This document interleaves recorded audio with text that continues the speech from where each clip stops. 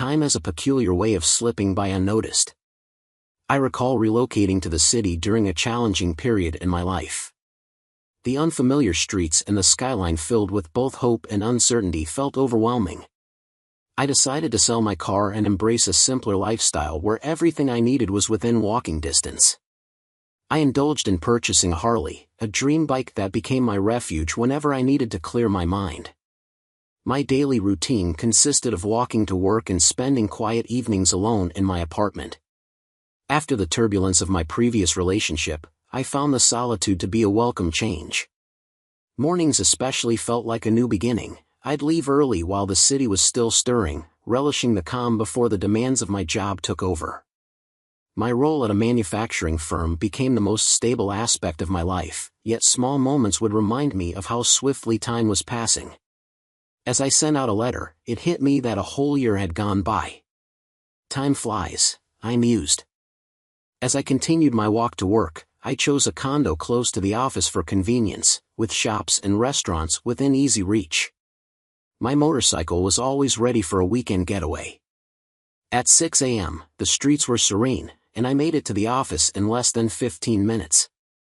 After brewing some coffee, I sifted through my emails, mostly spam, but a few contained important updates. By 7:10, I had reviewed the sales from the previous night's production. The office gradually filled up as I carried on with my work. In my role as purchasing manager, overseeing about a third of our 175 employees, I'd been with the company for 6 years.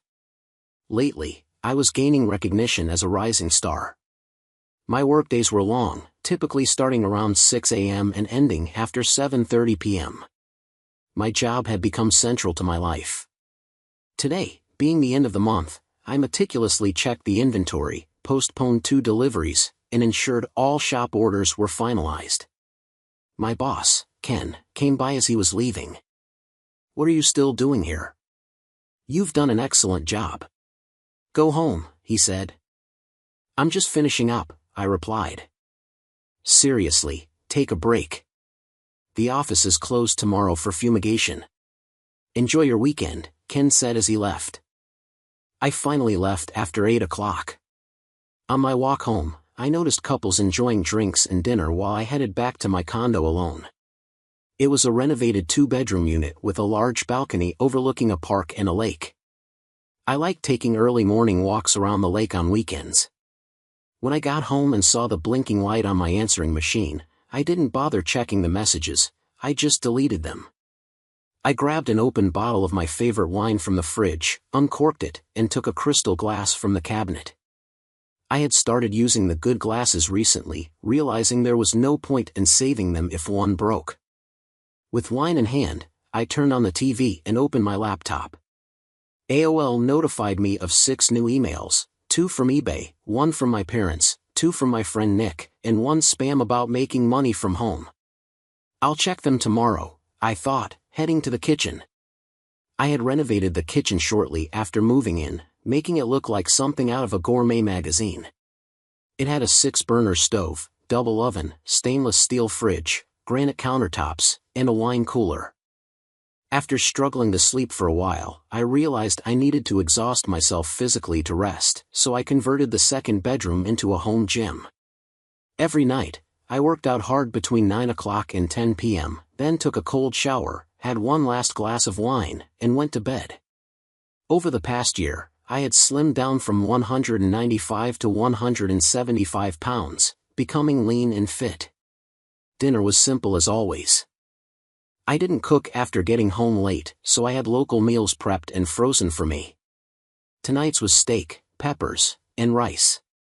Ready in minutes, with another glass of wine, I watched the news, but it was the same depressing cycle of violence, scandals, and reality shows that insulted my intelligence. I turned off the TV and headed to my workout room.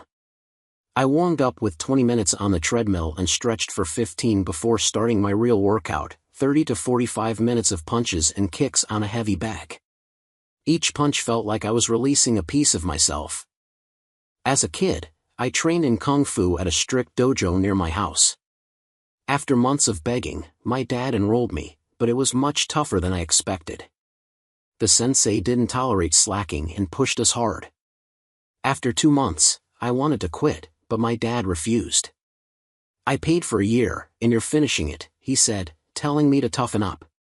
After that, I gave it my all, and that's when I met Nick. He was a year older and much bigger than me, but we became best friends.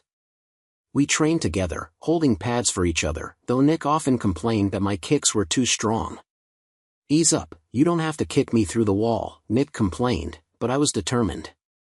In 2 months, we could spar in class, and I couldn't wait. My first session was a disaster. I got knocked out by 3 other students. After 3 months of hard work, I finally won a match and never looked back, training for another 4 years before quitting. Nick only stuck with it for 2 years. By the time I earned my 2nd-degree black belt, I was more interested in girls. Though my sensei begged me to stay, I was done, and we parted as friends. I visited the dojo occasionally but eventually stopped until a couple of months ago. It was almost 11 o'clock, and I was drenched in sweat after my workout. I peeled off my clothes, threw them in the hamper, and stepped into the shower. The cold water revived me, and as I looked at my red, swollen hands, I washed away the grime. I'd cut my hair short and was sporting a 10-day-old beard. After shampooing and brushing my teeth, I dried off and wiped the mirror. I saw my reflection but wondered if I was truly alive. On Saturday morning, I emailed Nick. "If Lisa hasn't made you sell your bike, meet me for breakfast at 8 o'clock Sunday at the Mom and Pop place on 321. I loved my Harley. I had driven sports cars, but nothing compared to the freedom of being on my bike. The engine's rumble, the wind, and the feeling of vulnerability were just what I needed. I ditched my helmet months ago, wearing only shades and sometimes a cap.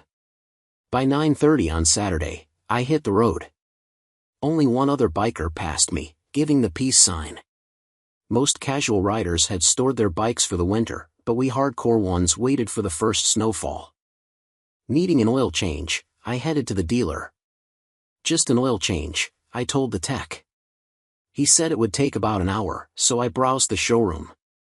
A lime green custom chopper caught my eye. I swung a leg over and admired it. The salesman approached. "Sweet ride," I said.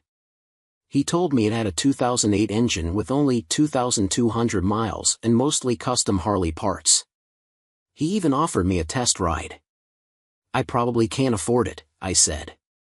He mentioned the owner was open to trades, so I told him about my 2008 Ultra. Next thing I knew, I was cruising down the road on the chopper. It handled like a dream despite the extra vibration when I returned the salesman's call and asked what he thought. "A little more vibration than I'd like, but it rides well," I said. He offered to get the owner on the phone. When I asked why he was selling, the owner explained that his wife hated the rear fender pad, so they had to get something more comfortable. "I made that mistake once, never again," I said. "You got any saddlebags for it?" I asked. "Yeah, and a small bolt-on windshield if you're interested," he replied. 30 minutes later, the couple arrived at the dealership with the bike's accessories. After some negotiation, we made the deal. 45 minutes and $8,000 later, I drove off with their bike and they left with mine, definitely a win-win. I scheduled an appointment for the following week to swap out the seat and add a rear shock. After 100 miles, my back couldn't handle the hardtail ride anymore. When I pulled into the diner, Nick was already waiting with a coffee. "When did you get this beauty?" he asked, checking out my new ride. "Yesterday. Traded my Ultra for it. What do you think?" "Damn, it's awesome," he replied, spending the next 20 minutes admiring it and wishing he had the nerve to make a similar trade. "Lisa would eliminate me if I brought this home," he said. After ordering breakfast, I filled Nick in on the trade and we caught up. Business was down for me due to the economy, but I told him we'd still have a strong fourth quarter after securing new distributors. Nick shared that his company had laid off nearly 10% of workers and they were just trying to avoid bankruptcy. "I never thought I'd be happy just to have a job," he said. "I keep telling the guys to be thankful they're still working." We talked about Lisa's job at the hospital, which was secure but exhausting. Sometimes she's so tired I have to pick her up at 3 a.m. because she can't drive home, Nick said. Nick hesitated before telling me that Lisa and Carol still kept in touch and that Carol occasionally asked about me. Don't, I said sharply. I don't want to hear it. He switched the topic and mentioned a rumor about me getting in trouble at the dojo. I heard you clean house with Sensei's new fighter, he said, laughing. It wasn't a big deal, I replied. He was cocky after dropping someone in the ring, so I gave him a couple of sidekicks. Maybe I was a bit too forceful, but he wasn't guarding himself well. Nick laughed. You never do anything halfway. We chatted for another hour before Nick had to go. He invited me to dinner with Lisa's family, but I declined, citing work. You can't hide forever, Nick teased before taking my bike for a test ride. When he came back wide-eyed, he said, I need one of these. It's way faster than my wide glide. Though I wouldn't want to take a sharp corner on it. I told Nick to stay calm and not follow my crazy lead. He headed home and I took off for a long afternoon ride on my new green bike. Around 6:30, I stopped at a diner for a quick meal, a burger, onion rings, and a Dr. Pepper, while keeping an eye on my bike through the window. A group of girls parked next to it, and one climbed on, which didn't sit well with me. How'd you like it if I sat in your car with my feet on the dash? I asked, surprising them. Two jumped off, and the one on the bike asked if it was mine. Yes, and didn't anyone teach you not to touch other people's stuff? I said. I didn't know. My mom and my dad would have hotwired it, she replied nonchalantly.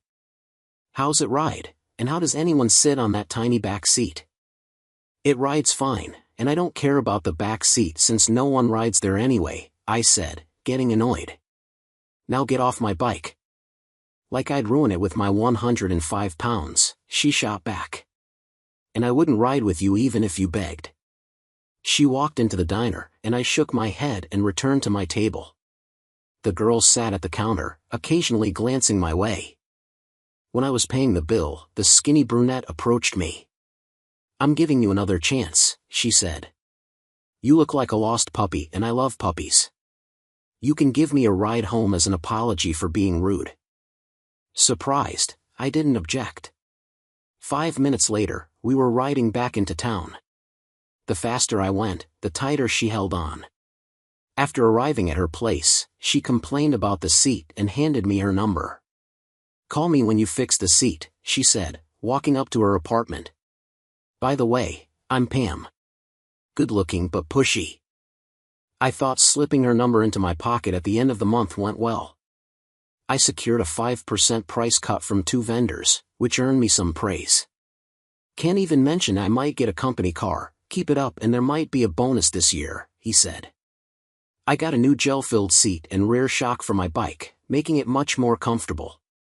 I also asked the dealer about a better passenger seat and ended up buying a quick-release one for occasional use, even though it cost a fortune. Harley parts always do.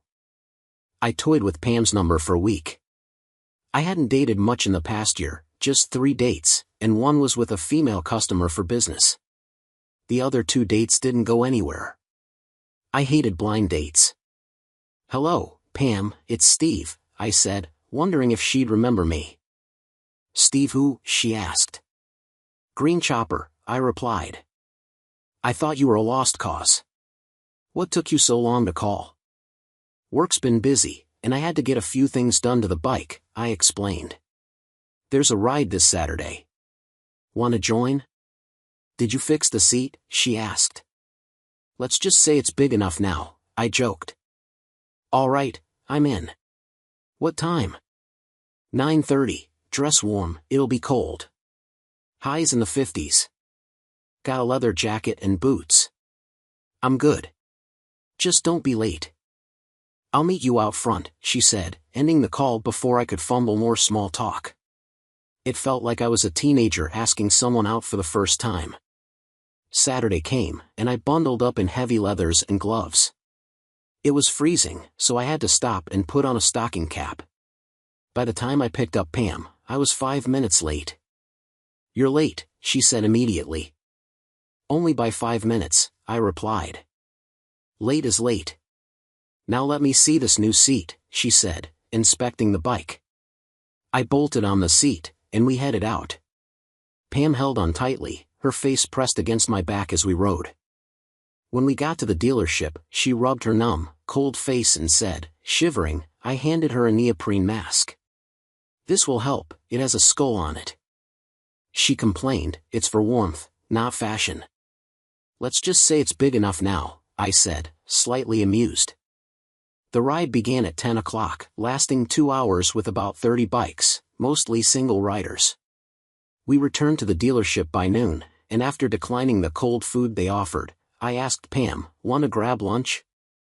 Yes, but somewhere warm, she replied.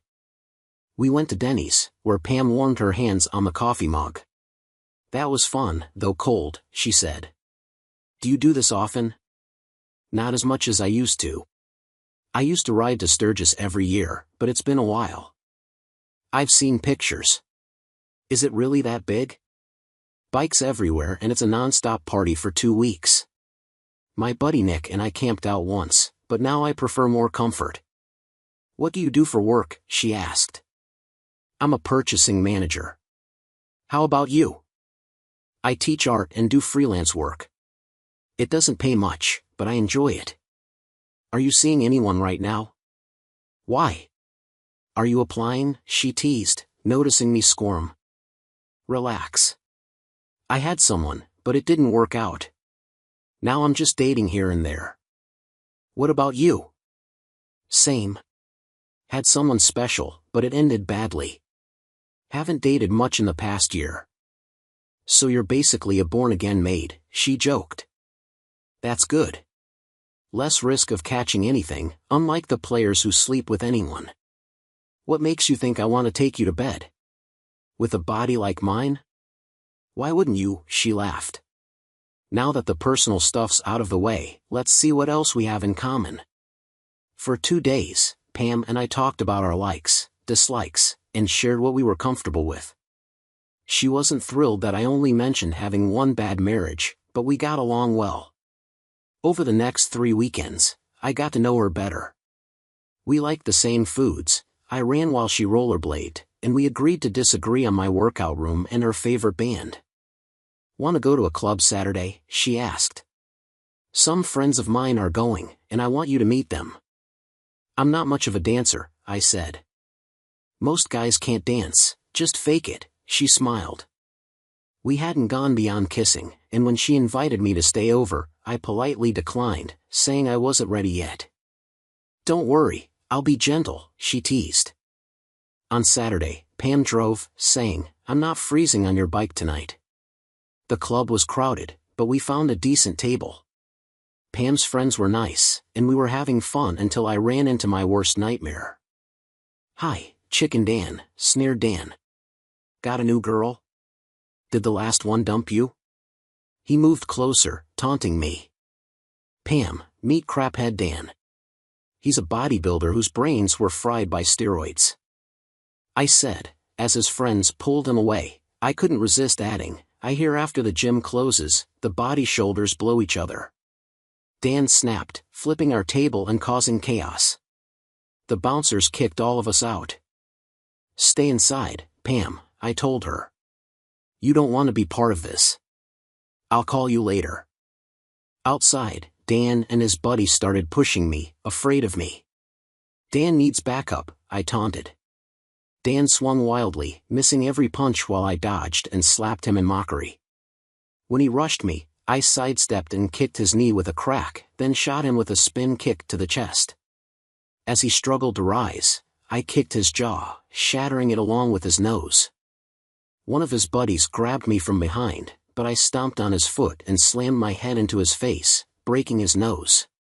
He dropped, and I looked for the other guy, but he had disappeared. I walked over to Dan, moaning on the ground, grabbed his hair, leaned in, and whispered, "Tell Tom if I find him, it'll be worse." I let his head fall to the ground and kicked him in the groin before walking away. Then I saw Pam standing with her mouth open. "I told you not to come out here," I said, grabbing her arm. We need to go before the police show up. I quickly guided her away from the scene. We hurried to the parking garage and found Pam's car. I opened her door, pushed her into the passenger seat, and sped off toward my condo. The ride was silent as Pam stared at me. "Steve, what was that all about?" she began, but I cut her off. "Parking the car. Not tonight. We'll talk later, but not now," I said, holding up my hand. "Are you okay to drive?" "I'm fine, but not tonight," I interrupted, surprising her. "I'll call you." I got out, glanced back to make sure she was okay, then headed into my building. Inside, I slammed the door and threw my keys against the wall. "God damn it, Carol, I hate you!" I screamed, ripping off my jacket and punching the wall over and over. The next morning, I woke up around 6 a.m., sitting on the floor of my workout room, still in my clothes, drenched in sweat. My mind was numb, but my hands were throbbing, cut, swollen, and red. The ice water stung as I soaked my hands, alternating between heat and cold for hours to reduce the swelling. Thankfully, nothing was broken, but I knew I wouldn't be hitting the heavy bag anytime soon. Later, I found some old ointment for my wrists, though there wasn't much left. At least it's Sunday, I thought. A day to rest, unless someone comes knocking. 2 weeks later, the police finally found me. "Steve Moore," one of the officers asked at my door. "Yes," I replied. "There's been a formal complaint. We need you to come to the station and give a statement," the second officer said. I agreed, grabbed my jacket, and spent the next 2 hours explaining everything. Yes, I knew Dan.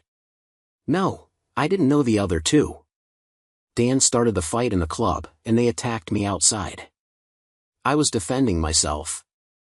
"There are witnesses, ask the people at our table and the bouncers." The officers confirmed my story, but one was still angry. "You almost eliminated one guy, and the other will be on crutches for months. You didn't need to knock them out like that." I was afraid for my life. How did I know they didn't have a weapon? "I just wanted to end it quickly," I said. "You taunted Dan into throwing the first punch, then knocked him senseless. What did he do to deserve that?" the officer asked. "You wouldn't understand unless you were there. Now, if I'm not being charged, I'd like to go home." Nick picked me up. "They say you nearly knocked 2 guys out," he said as we left the station. "Not both, just one." "I don't want to talk about it," I replied. "Maybe you should talk to someone about your anger," Nick suggested. "I don't have anger issues." "Let it drop," I snapped. "Okay, I'm just worried about you," Nick said. "I know. It's been a long night. Just don't bring it up again."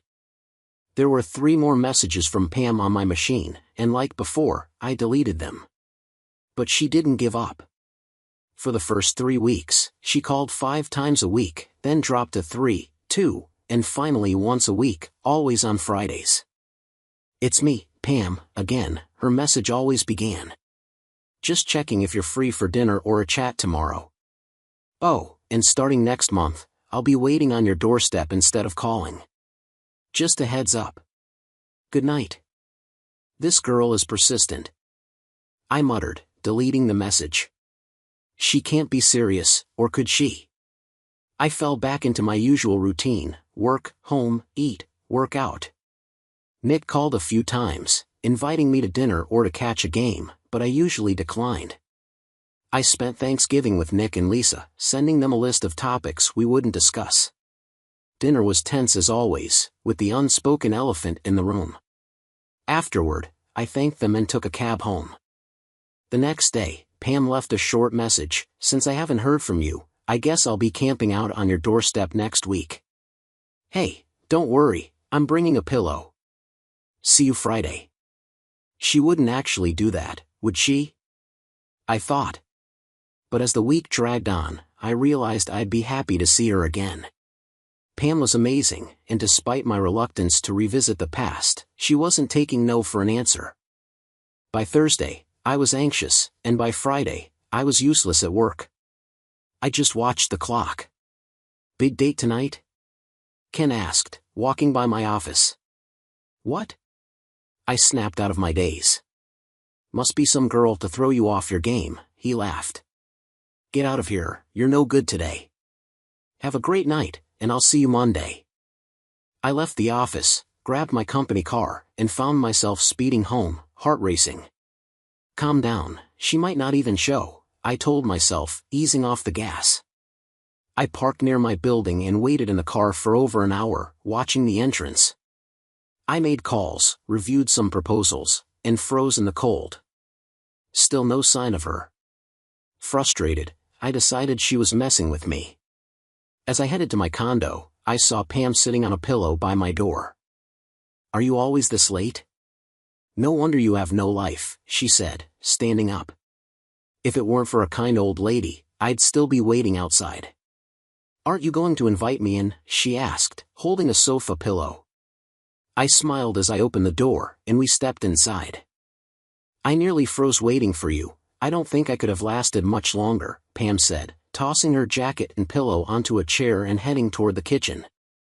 Give me a second, I replied, hanging up my coat and loosening my tie. Well, I'm waiting, she said, hands on her hips. For what? I asked, starting the coffee. For an apology for ignoring my calls and leaving me with a million questions. My friends were asking about the psycho I was dating who put 2 guys in the hospital. It didn't happen quite like that, I said. They got off easy. Easy? They were taken away on stretchers, she shot back. Could have been body bags. I replied calmly, you've got serious issues. Let's talk about it over dinner. What's on the menu? Fine. What are you hungry for? I asked. Anything but chicken. I can't eat it after seeing how it's processed. How about beef stir-fry, seafood Alfredo, or steak in peppers? I asked, scanning the freezer. You cook these? She asked. No, I buy them frozen from Tony's. I pick up 6 meals every Monday and heat them up when I'm too busy to cook. But with a kitchen like yours, you don't cook? Only when I have the time or guests, I said. Let's go with frozen meals tonight and discuss breakfast later, she said, finishing her coffee. I chose Alfredo, and she picked stir-fry. She was impressed with my wine cooler, though it only held a few bottles. I just buy what I like, I explained. During dinner, Pam finally asked, when are you going to tell me your story? It's simple. I met Carolyn in college, we got married, had a few good years, and then it fell apart. That's it. I've read more details in Cliff Notes, Pam said. She then shared. Her story began when her mom left when she was a baby. She lived with her grandparents until they died, and then with her dad and his girlfriend until she turned 18. She got a scholarship to art school, but her dad ended up in prison for dealing pills to make ends meet. She waited tables, did portraits, and even modeled for art classes. Some of it caught my attention. It was art, not a strip club, she quickly added. Pam then described her short-lived marriage to Rob, who became controlling. I got pregnant hoping it would bring us closer, but it only made things worse. One night, he accused me of cheating and pushed me down the stairs. I had a miscarriage, and he was arrested for trying to eliminate the baby. Why didn't you just leave him? I interrupted. I was still trying to make it work. You don't walk away when things get tough, she said.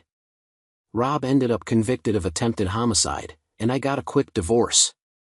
So, Steve, you're not the only one with a messy past, she finished, her eyes red. We sat in silence for a couple of minutes, finishing our wine and wondering what was next. I need a shower before bed, Pam said, standing up. Since I didn't bring clothes, I'll have to borrow something of yours.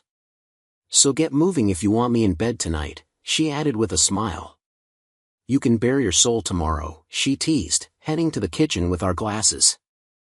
I showed her the bathroom. I'll grab you a toothbrush. Need anything else? You're so prepared. This will do for tonight. I'll bring my own stuff next time, if there is a next time, she said, stepping into the shower. While she showered, I laid out everything she might need. I joined her, and after our steamy shower, we dried off and hurried to bed. It had been over a year since I had been with someone. We made love and then lay silently in each other's arms for a while. "One more brownie, then let's call it a night," Pam said softly. We fell asleep together, though she drifted off first.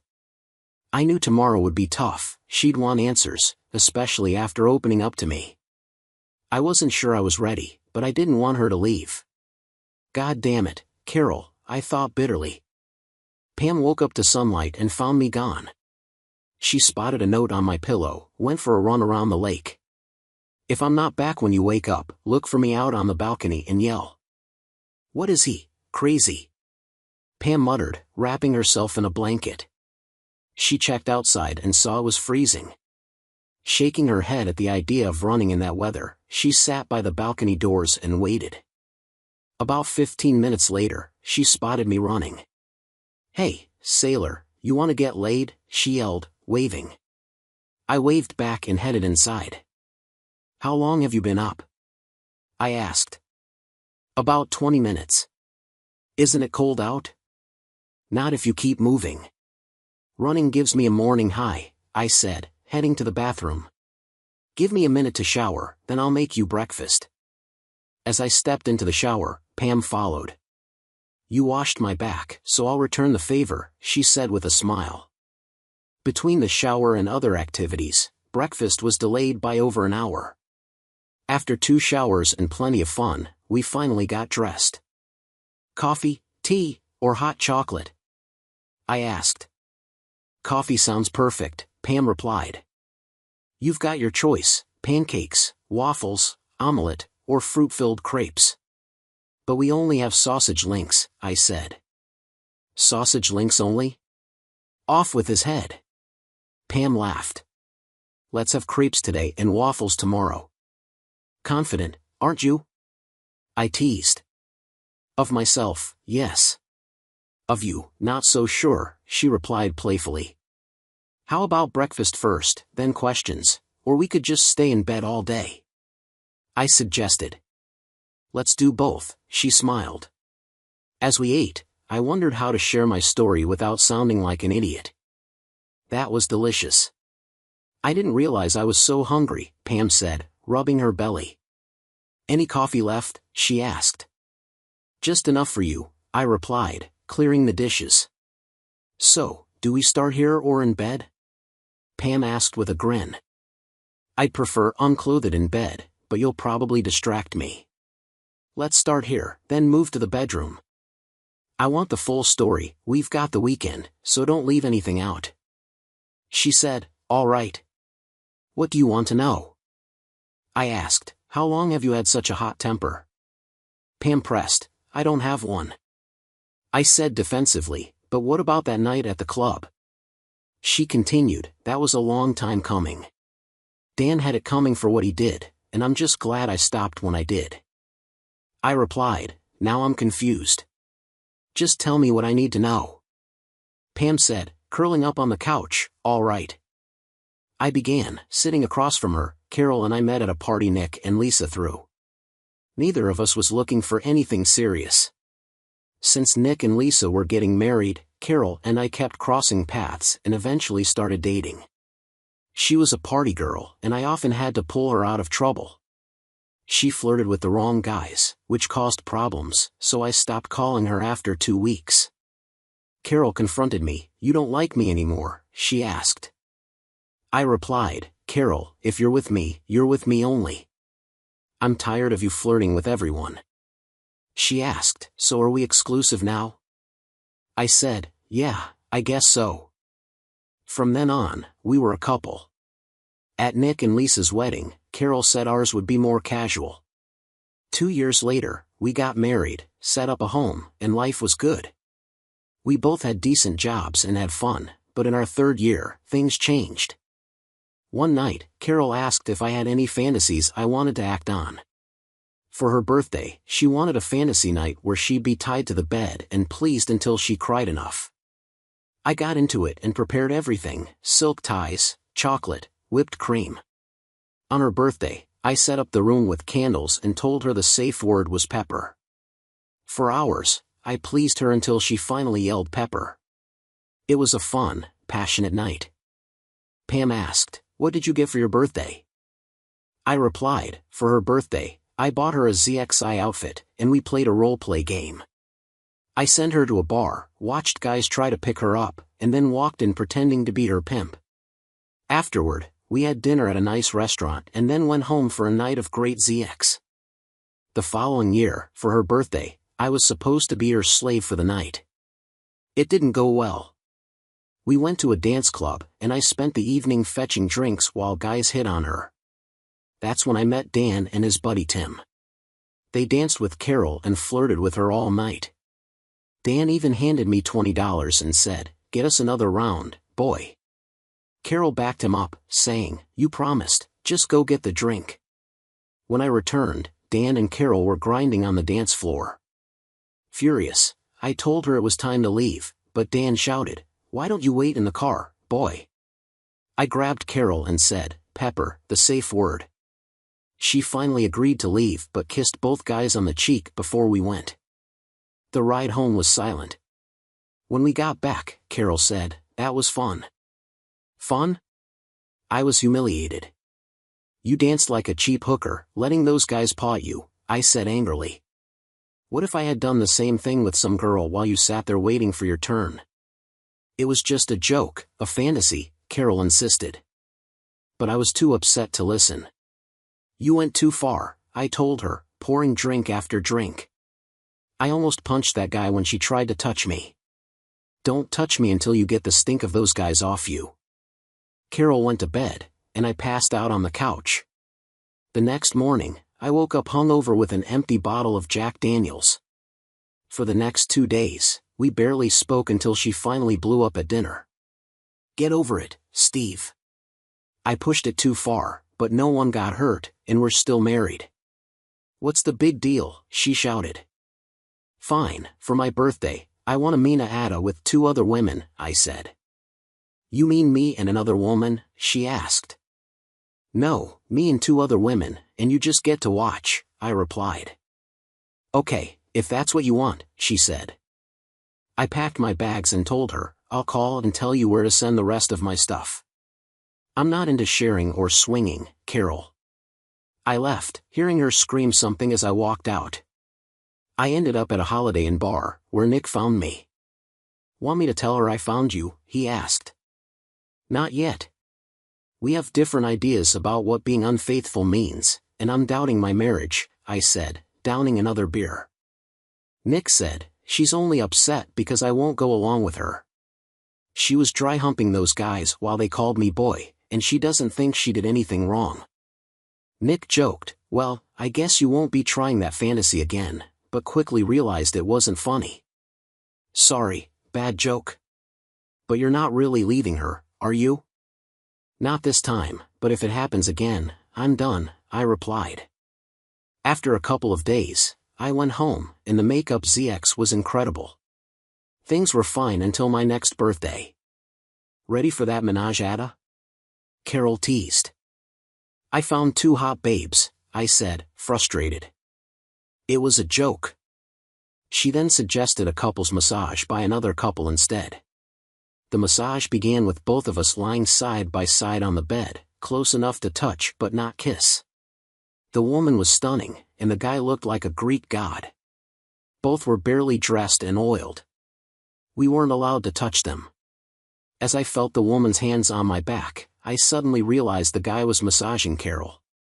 That's when I ended the session. Carol looked disappointed, clearly enjoying herself. I paid the couple and sent them on their way. When I got back, Carol smiled. "That was interesting. Didn't like your massage?" I didn't speak to her for the rest of the day. The next morning at breakfast, I asked, "Was getting massaged by a guy one of your fantasies?" "I thought it was my birthday gift," she replied. We both had our fun, and no damage was done. Looking back, I regret not speaking up then. My silence made her think I was okay with it. I told her we should stop with the fantasies, but by then, the damage was done. She believed. She could do whatever she wanted without consequences. After 2 hours of talking, I was thirsty, so I grabbed a glass of juice and sat next to Pam. Things got out of hand. I admitted it, and Pam shrugged. We've all done things in the heat of the moment. It's human nature. We debated dinner options and ended up at an Italian restaurant. Over wine, Pam said, it doesn't sound like the worst marriage ever. What she did later was much worse. I'll tell you after dinner, I replied as our food arrived. On the cold walk home, I continued, Carol wouldn't tell me her plans for her next birthday. She just said it would be a night to remember. By Friday, I still didn't know what she had in mind. After dinner, she led me to the bedroom, undressed me, and tied me up with handcuffs and leather straps. It was supposed to be fun, but then I heard the doorbell ring. My heart raced, terrified it might be Nick and Lisa. It wasn't them. Pam and I reached my condo, and she protested when I stopped. Finish the story, she said, settling on the couch. I need a drink first, I replied, grabbing 2 Coronas. I've never told anyone about that night, and it's going to put me in a bad mood. You don't have to if you don't want to, Pam reassured me. No, it's time I unload this. I just don't want to drive you away again. I'm not going anywhere, Pam said. All right, just be warned, I replied. There I was on the bed when I heard voices. I should have called out the safe word, Pepper, but curiosity got the best of me. I heard them head to the spare bedroom, and after waiting 10 to 15 minutes, I started calling Carol's name, getting louder each time. Eventually, I screamed. 15 seconds later, my world fell apart. Dan, unclothed, walked in and taped my mouth shut. That'll keep you quiet while Tim and I have fun, he sneered. You really are a cuck. This is too much for you, but don't worry, we'll take good care of her. He tossed the handcuff keys on the dresser, taunting me, then left. I screamed into the tape and fought the restraints, hearing Carol scream in the distance. I struggled for what felt like hours until I physically couldn't move. Dan eventually returned, slapping my face. I just had wild sex with your wife, and she loved every minute. We should do this again, he mocked. After he left, I thrashed until the bed collapsed. I lay there, drained and unable to move. I heard the front door close and the shower running. I felt dead inside. At some point, Carol came in, screaming when she saw me. She freed me, babbling apologies about how Dan was supposed to release me.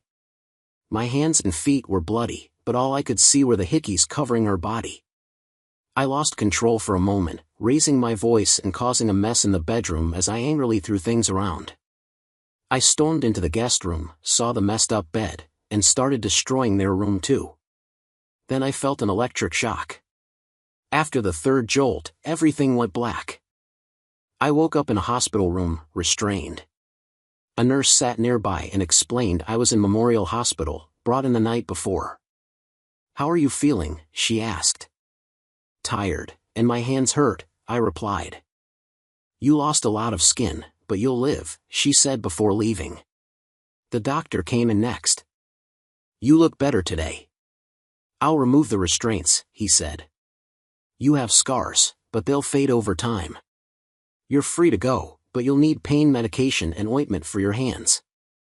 The police say no charges were filed. Oh, and you don't have any clothes. That's fine, I'll call a friend, I assured him. Nick brought me clothes and asked what happened last night. Carol came to our place crying, saying it all went wrong. Nick, listen carefully. Don't ever mention last night or Carol again, I warned him. If you do, you'll never see me again. Now please just drive me home. No more talking. We drove the rest of the way in silence.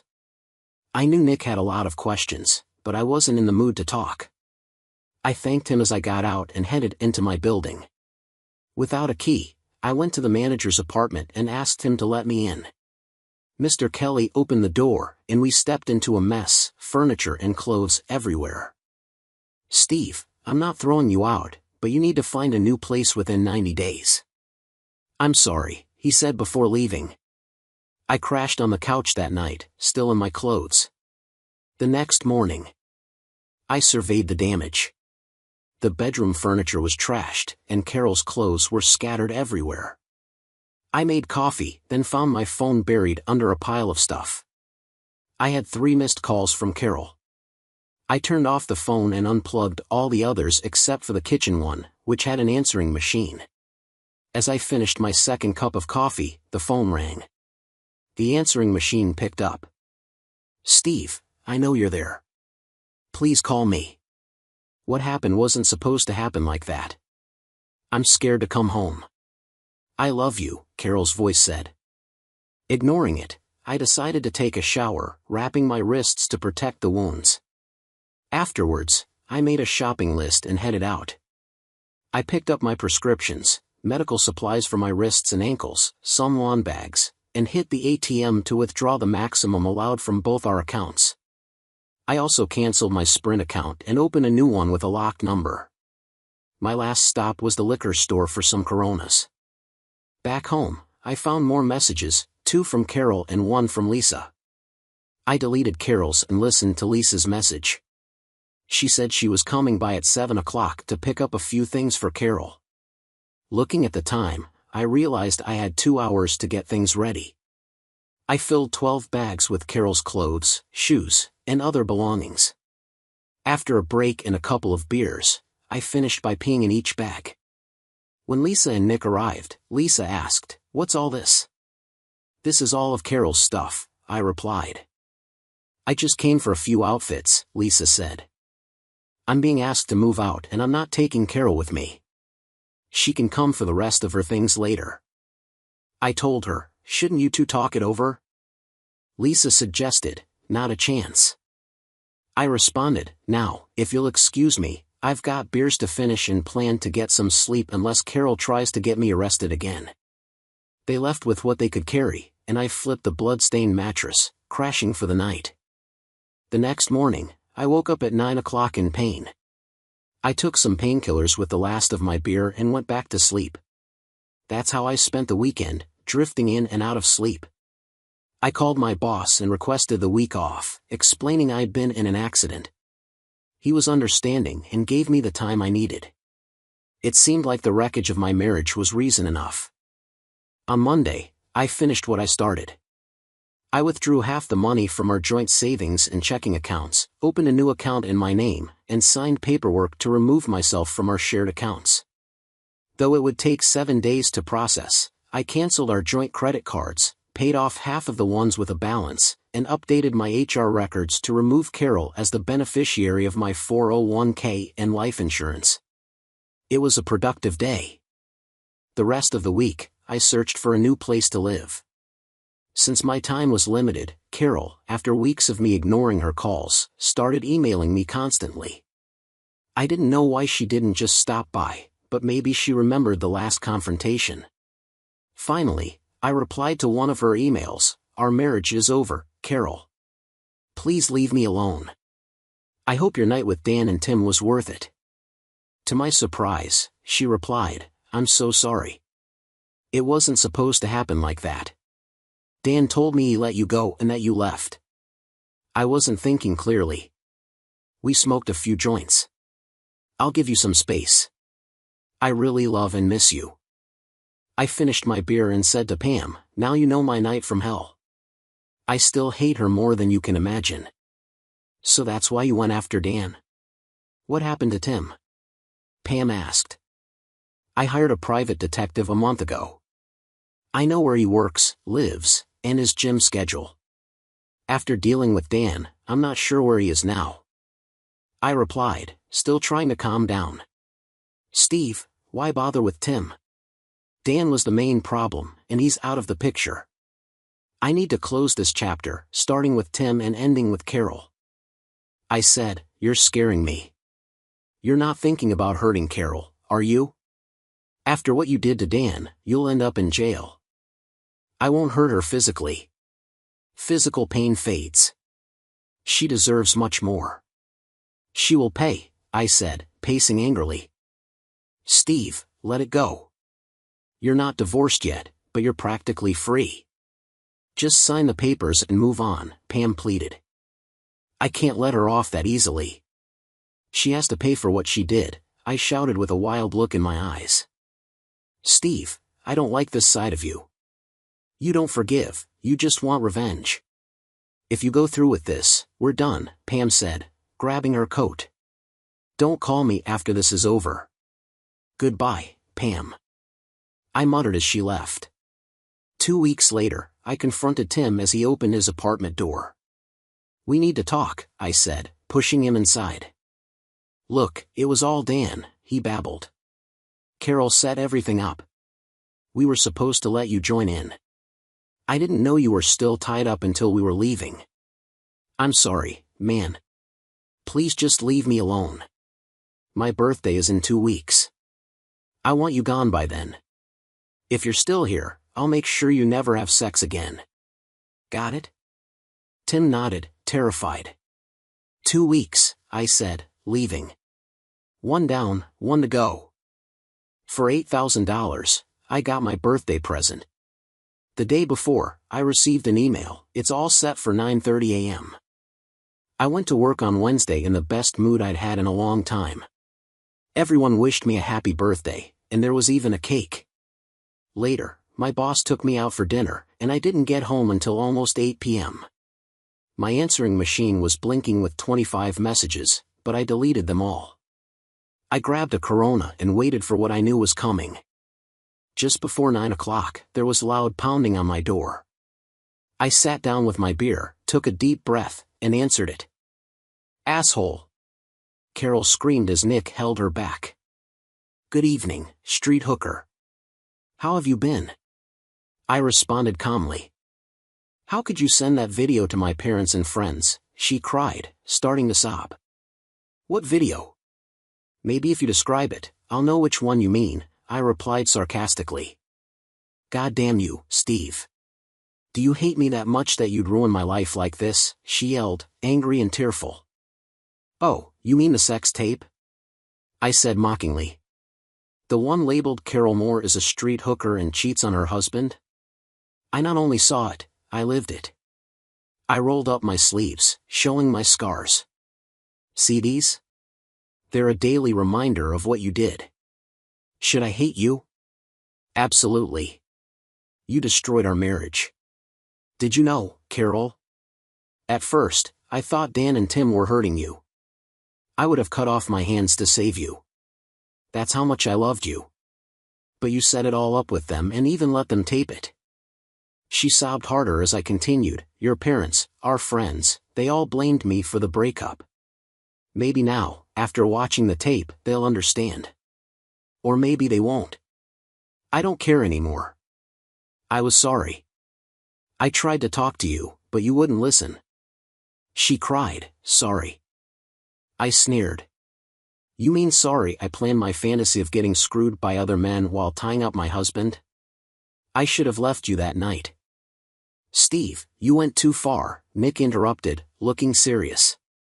Have you watched the tape? No, I haven't, he replied. That's because I didn't send it to you and Lisa. I didn't want to drag you into it. But if you think I'm wrong, watch the tape. Then imagine it was Lisa, and I spent over 3 hours trying to save her, thinking she was in danger. Then tell me what you'd do. I stared at him, making sure he understood. Carol kept sobbing, and I turned back to her. If anything on that tape isn't true, I'll send a retraction. If not, it is what it is.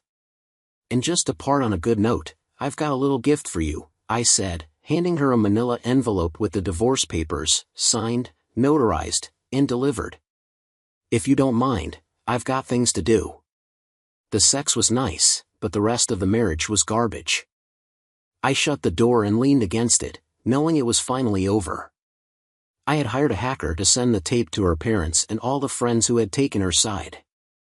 I could have sent it to her work, her parents' church, or even the world, but I didn't. I just posted it on 2 adult sites, figuring the income would cover the hacker fee. Carol threatened court, but nothing happened. The tape had been routed through overseas sites, making it untraceable. 3 weeks later, I got a short email from her parents, "We're sorry we never knew." Some old friends tried to apologize, but I didn't respond. The tape spread quickly, and Carol became infamous. She quit her job and moved away. Within a month, people at work saw the tape but never said anything. They saw me as the sufferer. 2 months later, Nick reached out. He'd seen the tape and admitted he might have done the same thing, but to keep peace in his family, we couldn't hang out for a while. I understood. I had lost Pam and Nick, at least temporarily. I started dating again. About 4 months after that night, I ran into Pam at a downtown club. She was with friends but eventually came over. "Hi, Steve. How are you?" she asked. "Never better," I replied. "I heard what happened and saw part of the tape online," she said. "You had no idea when you judged me," I cut her off. "You thought I was just some crazy guy trying to ruin his ex-wife's life. Well, you made your choice. Maybe we could talk sometime," she suggested. "Pam, I really liked you, but it wasn't enough. You've got too much baggage for me now," I said bluntly. "My date is coming back." I nodded toward a redhead approaching. "Take care, Pam. I hope you find someone who meets your high standards," I said as I kissed Tammy when she reached our table. "Not introducing me?" Tammy asked. "Tammy, this is Pam.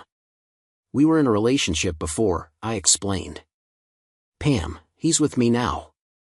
"Good men are rare," Tammy replied with conviction. Pam gave a terse greeting as Tammy indicated we should go. I hugged Pam and whispered, "I was really starting to care for you. It took me a long time to move on. It's a pity you didn't get that." I kissed her on the cheek and left with Tammy. Pam watched us go and murmured, "If only things had been different."